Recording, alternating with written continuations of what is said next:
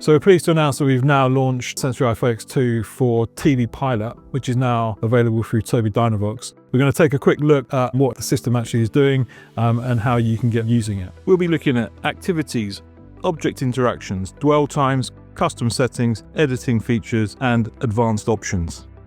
To start with, just loaded the software. You can see all of the apps and activities are the same as what you would find on Windows.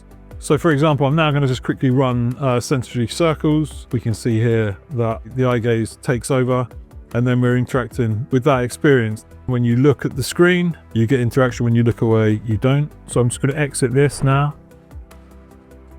I'm now going to look at something with an object. To start with, we're going to go into hide and seek.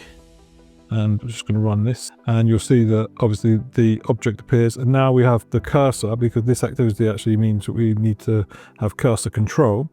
And you can see that when I'm actually hovering over this, the dwell activation is starting. Now, the dwell can be controlled from the connected Magic Keyboard, so I'm actually going to press down key now, and you can see the down arrow is actually decreasing the dwell time. So if I go down to 0, then obviously I've got instant interaction with the object, and then we can increase that, which then obviously means that we have to focus our attention on the object for longer to interact. So we can develop that understanding of the dwell activation. As we've been looking around the screen here, it's been accumulating different information and data about what's been going on in the screen. So if I press the H key now, you'll see that there's basically a real-time heat map of the interaction that's been going on behind the scenes, and then I press H again to toggle that off, and I'm back into being able to be interactive, which means that you can explore any scene and obviously get feedback on areas that people are interested in. Something else I'll just quickly show you here that you can do is you can open up the hide and seek, and then we're going to go into options, and then when we're here we can go into images, and we can change the stimulus object image, and we can change the background. So I'm just going to start off by going to background. You can see I've got the option of taking a photo, which we can do, or I can choose a file. So for now I'll do that. And at the moment it's taking me to the path on my iPad, Sensory FX 2, media, and then it will take us into background images. And here we have lots of different images. You could get any image from your device.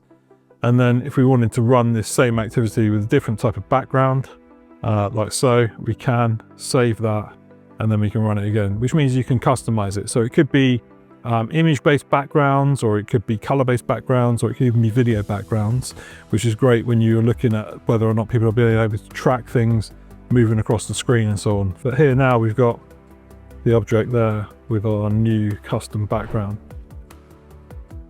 We're just going to take a quick look at the different input methods and the way that we can use gaze. So I'm going to go back into the hide and seek activity. I'm going to open up options, and we're going to go along to the access settings. And here you can see we have cursor dwell, which is what we were using before, which gives us the dwell function. And then we have gaze switch. So I'm going to select that and go into it. And then now I'm going to run this activity. And what we've done is we've actually decoupled the activation from looking. So I can look at the object. It's not going to trigger. But what I have set up is the space. So when I look at this now and I press space, then I provide the input. Now this is kind of getting to the idea of being able to develop concurrent access skills. So if we can develop the kind of gaze skill and this selection skill as two separate side-by-side things, then we can make it easier for people to actually control content in any kind of scene. So when you come to type in and so on, if you have both access methods working side by side, you'll be much faster with your typing, and you won't have that fatigue, that constant pressure of the dwell looming over you that it's making a selection. You're fully in control, and it only selects something when you input. Sensory FX 2 gives you the ability to do this with every single object-based activity, which is everything outside of level 1.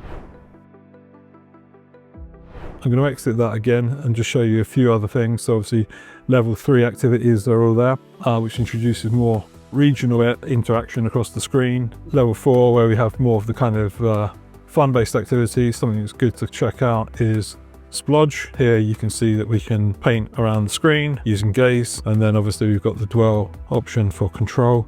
So this is a nice way to kind of get introduced to the painting. One other thing you might want to paint could be something like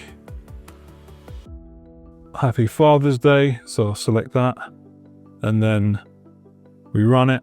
And now obviously we'll be painting that particular image. And one of the other controls that I have up my sleeve is the P button here, and I press P and that will take an image into the screen, and that's now saved. So this could be painted on the device and then printed out and then put on the fridge. So this is just another nice way of using the device.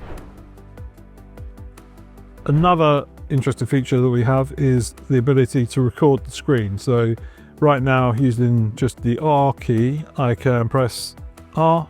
You can see that it actually pops up the recording onto the screen, which means that it's now recording everything that's going on. Obviously, even bringing up the heat map, it would be recorded as part of that.